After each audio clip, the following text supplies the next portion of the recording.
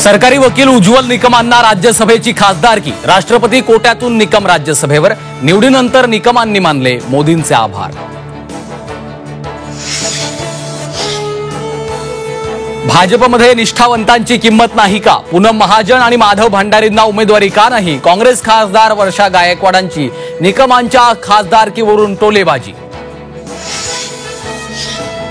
विदेशी मद्यनिर्मितीच्या परवान्यांच्या समितीवर अजितदादांच्या अध्यक्षपदामुळे वाद।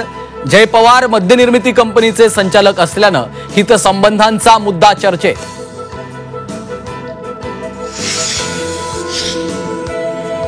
जयंत पाटलांच्या प्रदेशाध्यक्षपदाच्या राजीनाम्यावर दावे प्रतिदावे सुरूच। प्रदेशाध्यक्षपदी जयंत पाटील कायम असल्याचा आव्हानांपाठोपाठ खडसेंचाही दावा। ठाकरे बंधूंनी एकत्र निवडणूक लढवल्यावरच जनतेच्या पाठिंब्याचा अंदाज येईल। अन्न आणि नागरी पुरवठा मंत्री छगन भुजबळांचं मोठं विधान।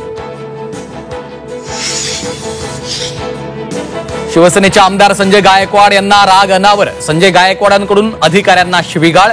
अन्न आणि औषध प्रशासन अधिकाऱ्यांवर संतापले।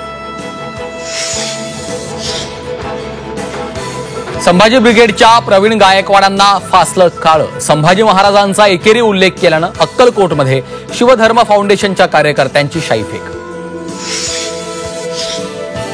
मुंबईत मरेन पण आरक्षण घेऊनच येणार। मनोज जरांगेंचा सरकारला पुन्हा इशारा। तर मराठा बांधवांचा मुंबईत 29 ऑगस्टला मोर्चा। शाळेतच मुख्याध्यापकाची ओली पार्टी। झिंगाट मुख्याध्यापकाला रंगे हात पकडलं।